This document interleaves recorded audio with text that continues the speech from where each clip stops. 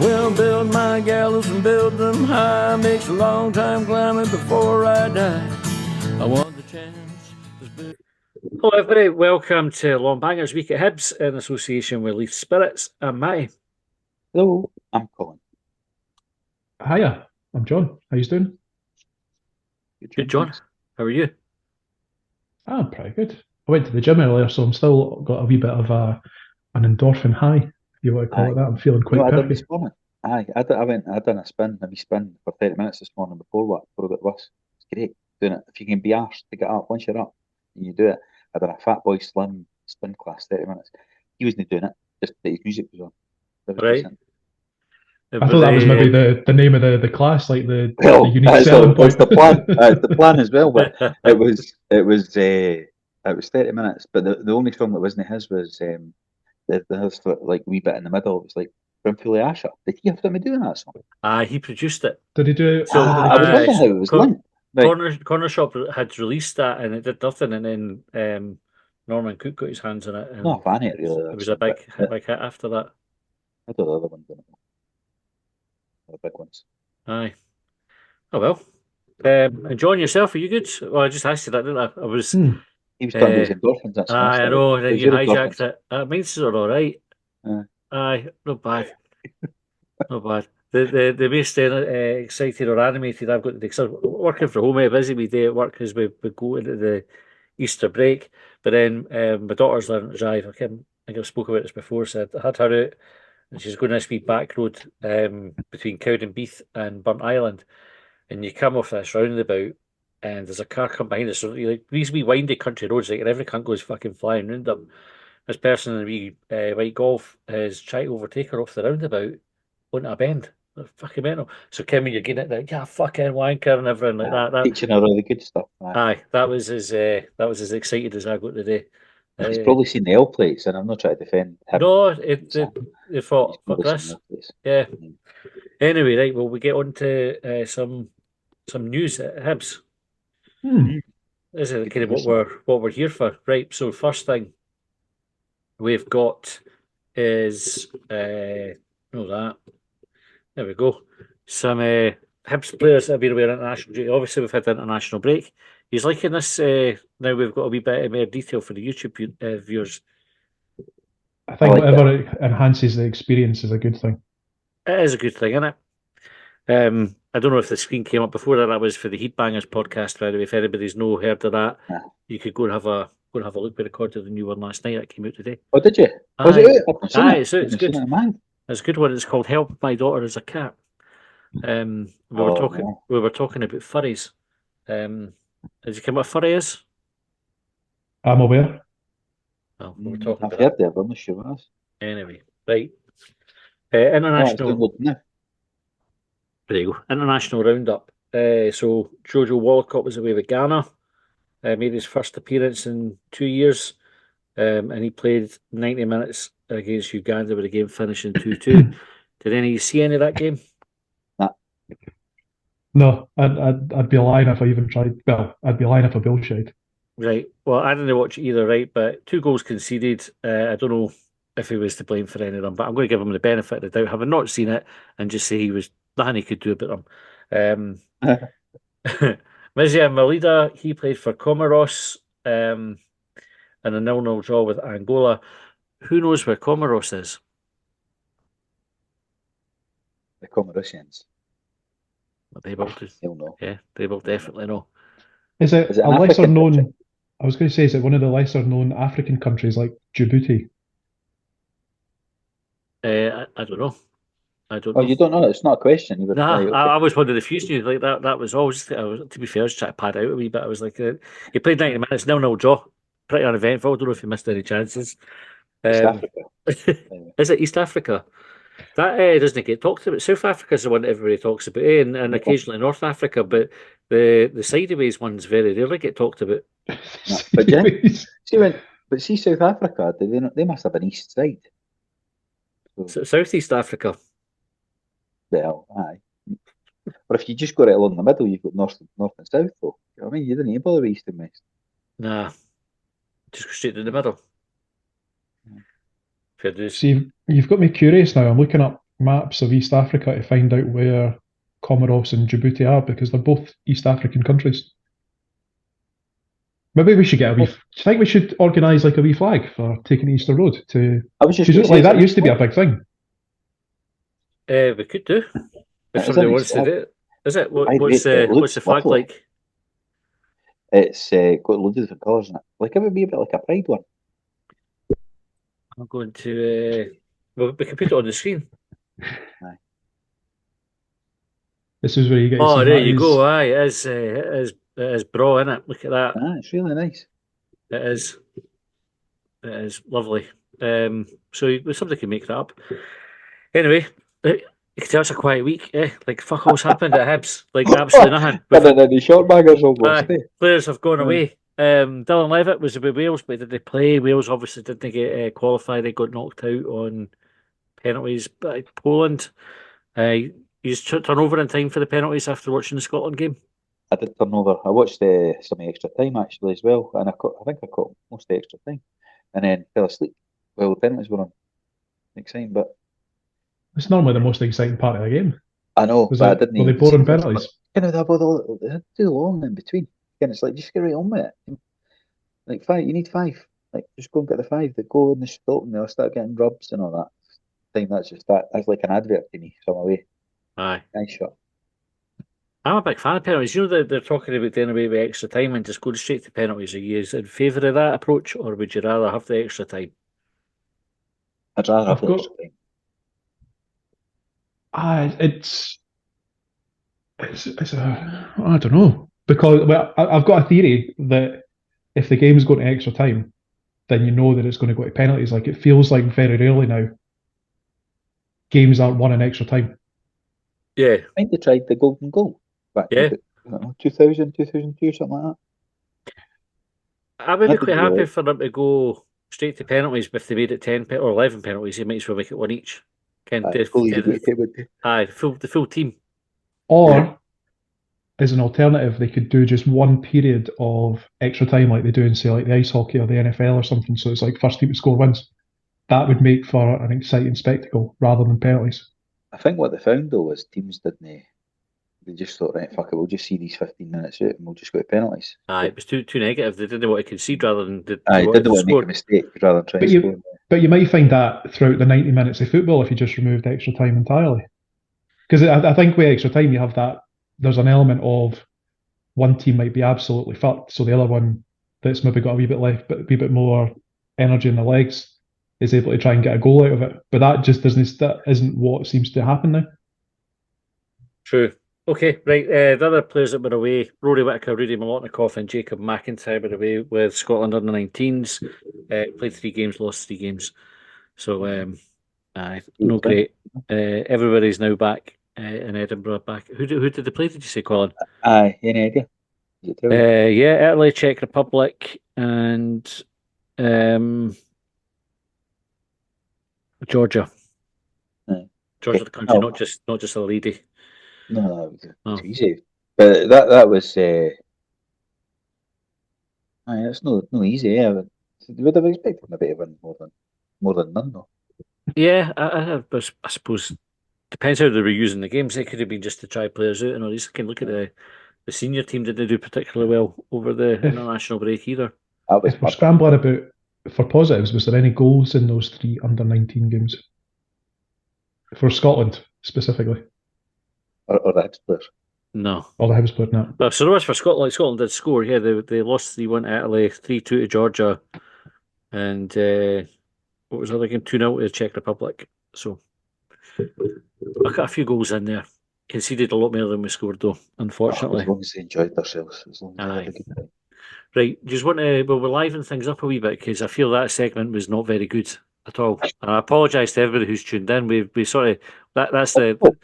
I was so excited about having something on the screen that I neglected the content standard. So I apologise. You just went CGI heavy and forgot about the script. I take responsibility for that. I apologise. Right, so you're like one of the latest Star Wars films, eh? Just like no focusing on the story.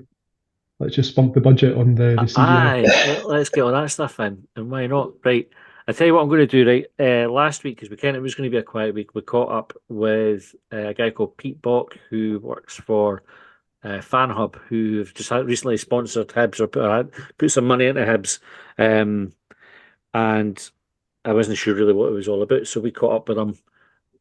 All right, I said I caught up with him and recorded a wee segment that I'm going to slot into the episode right now. So I'm joined by Pete Bock from Fanhub. Pete, how are you doing? Really, really well, Matt. Nice to meet you and speak to another Hibs fan. Yeah, nice to meet you as well. So, Fanhub have just sort of tied up with the Hibs. We've seen some stuff in the sort of the news and the releases from Hibs on social media, etc. over the last wee bit. What's been happening there, Pete? Probably the easiest thing if I just kind of go to a little bit of what Fanhub is, because yeah, go for it. I think as Hibs fans, you obviously love your club, and hearing about a random app just seems so far-fetched to kind of be like, what you're talking about. So basically, there was a Bristol Rovers fan down here in England who realised that football fans, obviously travel across the whole country. They support the team home and away every game, and never really get a lot of acknowledgement. And when you think about it, actually, the only people guaranteed to lose money in football are fans, and yet they get nothing sort of given back to them.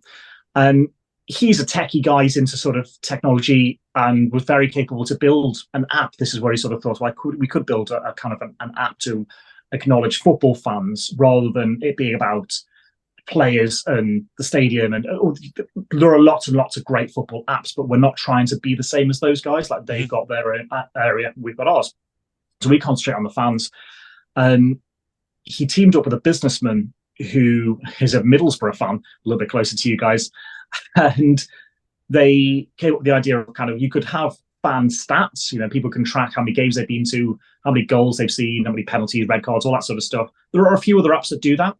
But the thing that makes us a little bit different is we actually give free rewards back to supporters for going to games. And that's literally all we want, is fans going to grounds and actually getting to watch the game itself, using tickets. So, yeah, sorry, I've already burbled for about 2 minutes. I was going to say, how does it work then? Because I've used the app, and I know I haven't spent any money on it personally, because I'm tight Scotsman, that kind of the stereotype. How does it work, and how do you get from a fan watching the games to then getting a reward? So obviously you download it as you would normally would. As you say, it doesn't cost anything, it never will. And the reward system is quite simple. Basically, there are some little in-game things. You can select your team and things like that, but to be honest, it's predominantly about going to the match. So when you go to the match, there's a button on the home screen of the app that says check-in. The check-in button is only available 1 hour before kickoff, all the way until the end of the match, and you just press it. You press that button while you're there. As soon as you've done that, you're given 200 points. We use a system, it's called FanFi. You could just basically call it coins, money, whatever you want to call it. And those credits, that FanFi credit, eventually builds up to the point where you can spend it on the store, which is in the app as well, to buy things. You can buy Hibs merch, you can buy tickets to games, you can go and watch the first team players at training. We've got lots of sort of in-app accessible opportunities for fans to go and enjoy. And you literally can only get that stuff by going to games. So that's how you earn the money, essentially, by being a fan, and when us acknowledging that you're traveling everywhere, you're doing all the right stuff that we would want you to do as people who really back football fans. And you mentioned there about picking the team. So I'm just thinking my own experience. I think I was maybe a player out when I picked the team on Saturday, or was I? Yeah, I did. I got one player, I'm sure, wrong when I did it with the Longbangers account. This is just like a straightforward, like a formation. You can pick the formation. There's a drop down for each position, I think, for the players. What other sort of features and things like that does Fanhub have?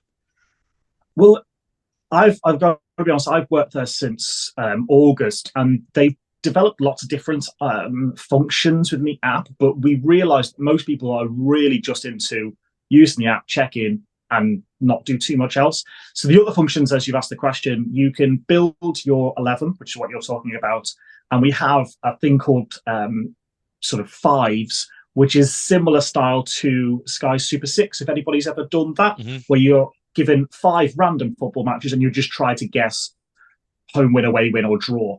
And you choose one of those. And if you get all 5, you get a mini reward. It's just a simple game. But I suppose one of the big differences, we don't really tend to aim towards, the big Premier League or Champions League kind of games. It's more EFL, or obviously we use the Scottish League quite a bit now because we've kind of tied in with a few of the Scottish teams. So yeah, they're the kind of 3 main gamified elements of the app. And then we're developing what's called Hubs, which is our own sort of form of social media, where the video, for example, when myself and Sam went to the Edinburgh Derby last month, we marched with the Hibs fans. We got some footage of that. We got some footage in the game and things like that. So we'll create videos and post them in Fanhub's social media channel for you to see if you want to watch them. How did you find the march to the stadium for the Derby? Unbelievable. I personally never experienced something like that before. Being under the bridge and breathing in the fumes, I was like, that's why people have got all the scars across their face. Really wish I'd thought about that. But I mean, it was amazing. And to be honest, I actually met quite a few Hibs fans there. One or two of them even recognised my face because I do sort of social media and stuff myself.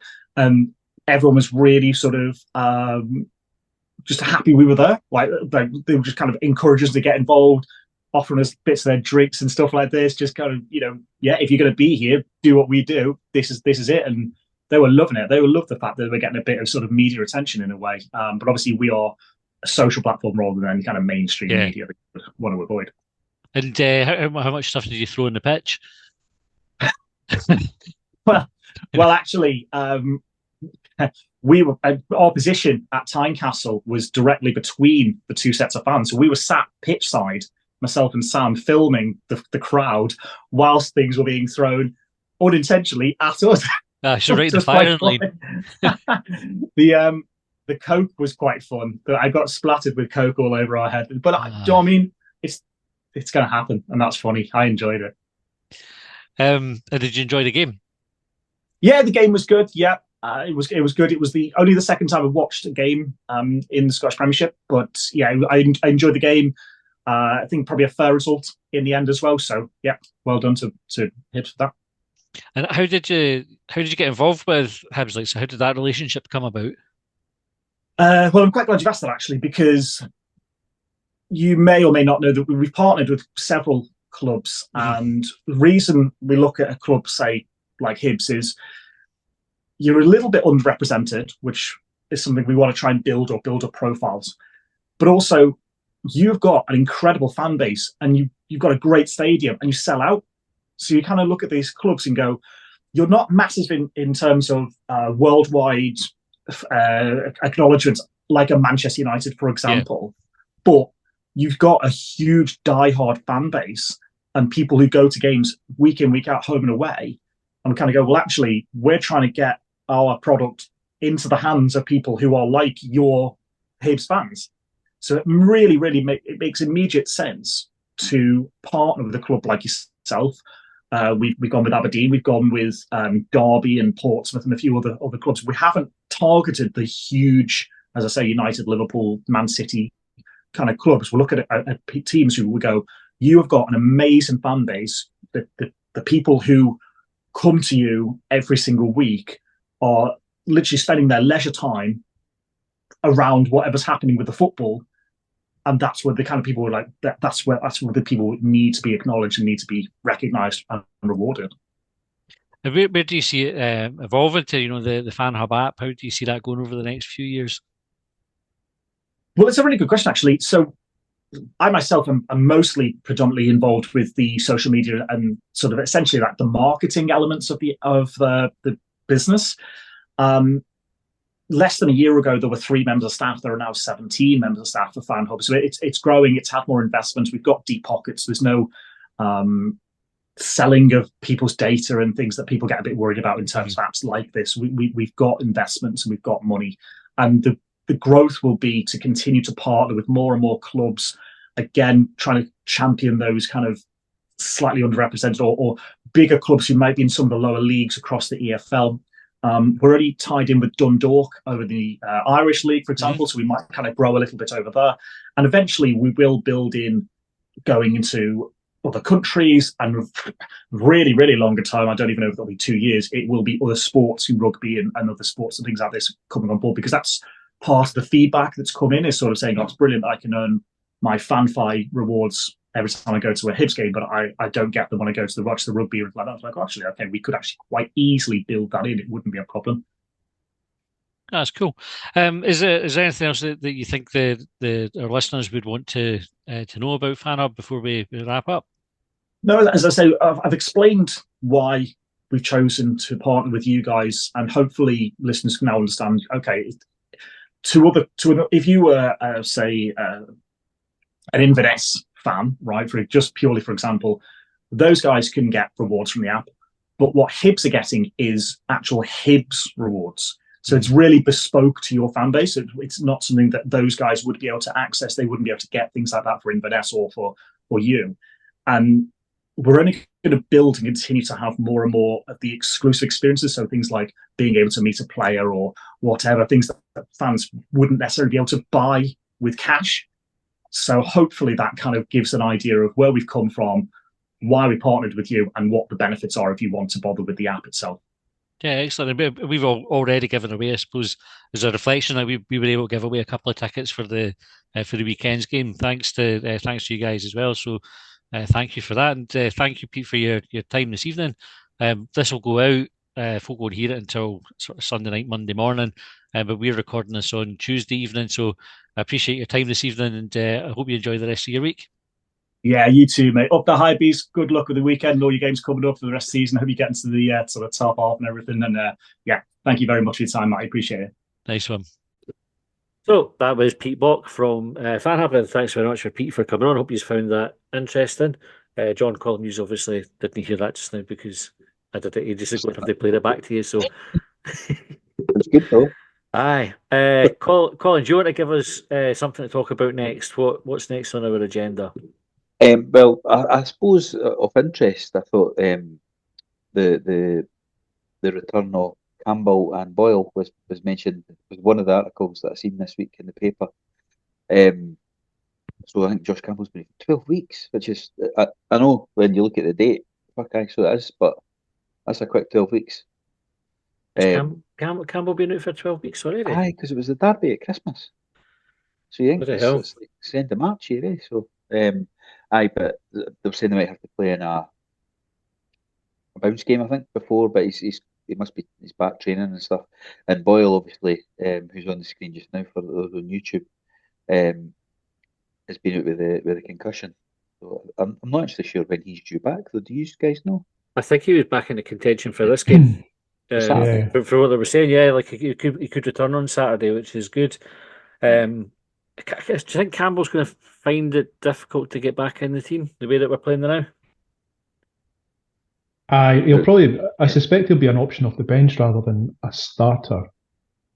I would agree with that. He'll find it hard to get in the starting lineup, but he would probably strengthen the bench as well. You know, like he'll bring something to the squad. He's also got replacing the bench, but he's also got that versatility about him that if you find yourself, say for example, Lewis Miller's unavailable and Cadden takes a knock, for example, then you know that Campbell could play there. Yeah. What about Boyle? Does Boyle come straight back into the team?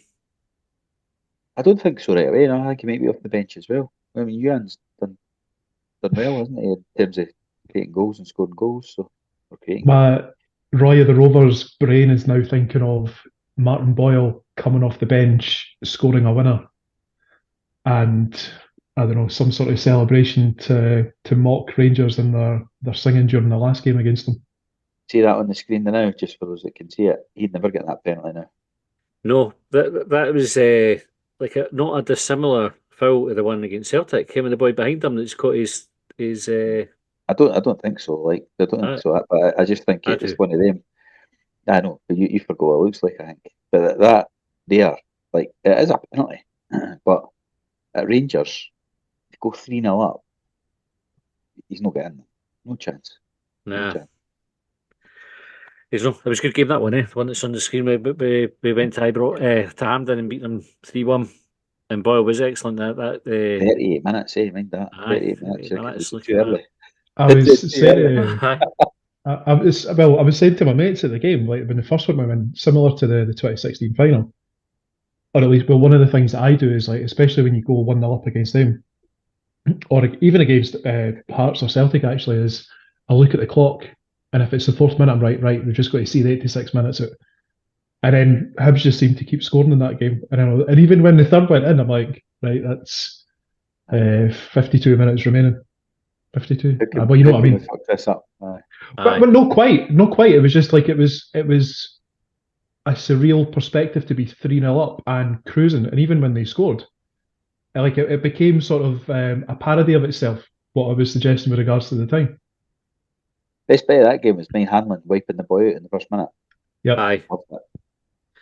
So how do you see the game going on Saturday then? So we might have Boyle back. Mariah Welsh is also going to be available again as well. I think he's obviously had his suspension. He was available for the last game, but didn't he play? I think he was carrying a wee bit of knock, so Triantis got back to head of him. Are you changing anything in that game, or? I was having a think about Mariah Welsh and Triantis and how there's potentially two different options there in midfield depending on the opposition. I think what we've seen from Triantis recently is him sitting in that number 6 position and quite defensively minded, but capable of pinging a nice ball about as well. And I wonder if he's less likely to start on Saturday because of that, because you might get more pressing from Mariah Welsh, which you might need against the Rangers midfield. What do you think? Colin, what's your thoughts? I wonder if you would start with both, and go more defensive minded in there. And who are you taking out then? Well, it would be who's in there, Newell and Marcondes, isn't it? Mm-hmm. So it would be between those two. They might do without Marcondes. Depends whether they could play him out. He's played out wide before, isn't he, as well? Am I making that up? Up front didn't work for him. I don't know. Like, I'm just thinking, do you try and stop them and then pick them off? Who did we play in the cup game in midfield? Well, actually, that was Mariah Welsh, wasn't it? Yeah, that's when he picked up his red card as well. I'd be inclined to start with the same team as we did against it in the cup game, because we looked all right. Like, I know we didn't create a hell of a lot, but we were doing well. And I say we didn't create a hell of a lot. We had a really good chance that my leader couldn't quite make the pass through for, I don't know who it was that was running through the middle. Do you know what I mean? The one that my leader just kind of scuffed the pass and the Rangers player cut out when it was 2-1? Yeah. Might be Marcondes that was running through.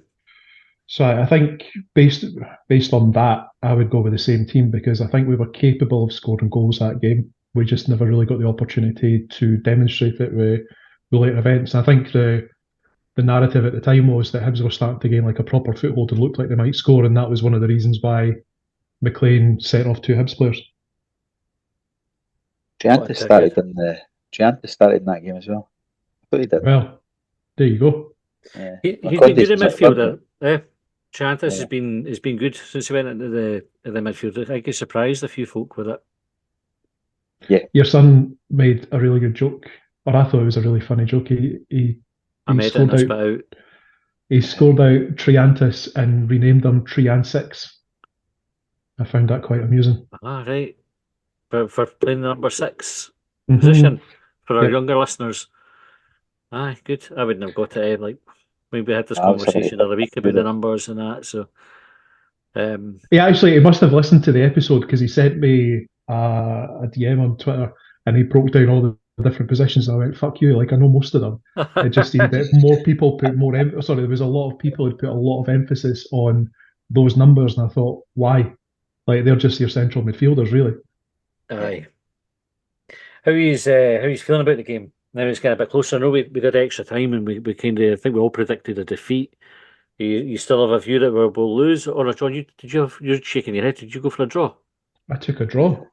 I took a draw, but with the shite bag caveat that I didn't think that it would impact our top 6 or league placing come the end of the season if we got beat in this game. I still think it'll be a defeat. Yeah, it's David Dickinson that's the referee I was reading, and he's the one that winks and nods and smiles to the Rangers manager when somebody gets... Andrew Dallas on VAR as well, I think. Yeah. So what chance you got? You know what I mean? You've really got to... You're not getting anything, right? You're getting you're not even getting the ones that are still mullers on Saturday. So, you need to... It needs to be like almost a perfect performance to get a win. It's possible. Like Motherwell did it. Do you know Motherwell conceded a penalty there, and somebody mentioned it that day. But they not get a battered in terms of possession and territory and that. So maybe that's the way to go then. Sitting and frustrated. We've got that thing where we need to try and play who is up sitting there thinking, but yeah, done. And you'll and say, well, McConaughey's in the plane. Look at it, fuck all the day. We're stopping you. And try to steal something, try to nick a goal late on. Aye. Yeah. Or early on and sit on it. I don't know. I never like that much of a fan of that approach, but I'm also not a fan of getting scudded. So it's no work what we've been doing, is it? We've got a result, I think that's why I suggested going with the team that had the performance up until a certain point in the cup game. Go with that team because we were definitely doing something. Like it wasn't an expansive performance for Hibs. It was kind of cagey and trying to take the opportunities that came their way. We just never did that. And I think, I don't know why I say that we're due a result against them, but I did mention during that extra time episode that there are points during the season where I actually think I attributed this to Dundee, that there's always a point towards the end of the season where someone gets a result against the Old Firm that impacts the other side's chances of winning the league. Mm-hmm. So why not us? Like we've not won at Ibrox for a while. Why not? Imagine we beat them both in the running. That'd be good. Just do it for us. Well, that's the continuation of that theme would be the fear of the next game, because historically, Hibs go and get a result against one of those two and then follow it up with a defeat elsewhere. Let's not do that, Hibs. All right, quick score prediction then, Colin. Come to you first. 2-0 Rangers. John.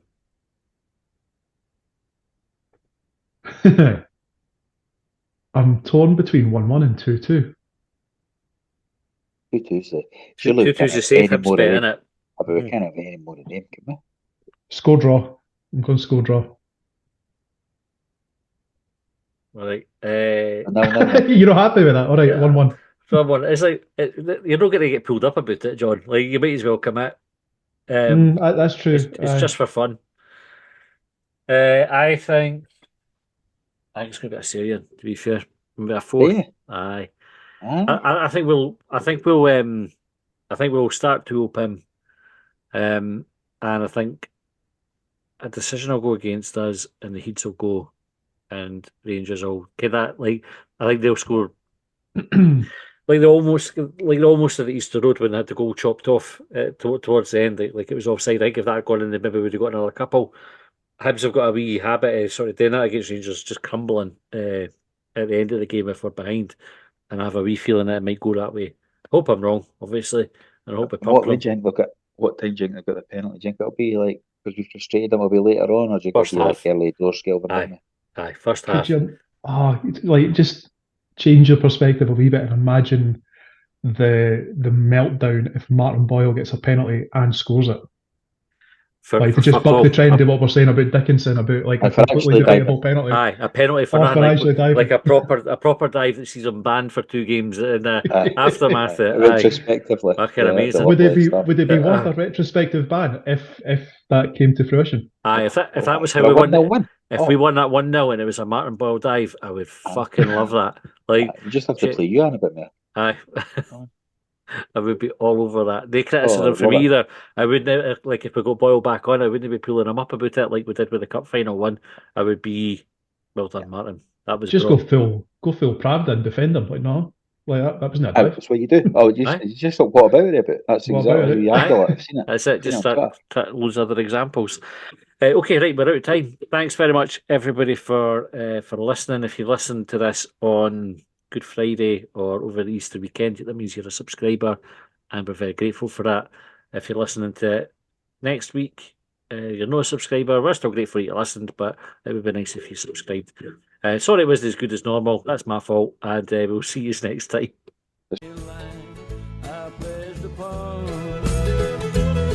Well, they trailed me down when I broke free. I drank all the whiskey in Tennessee.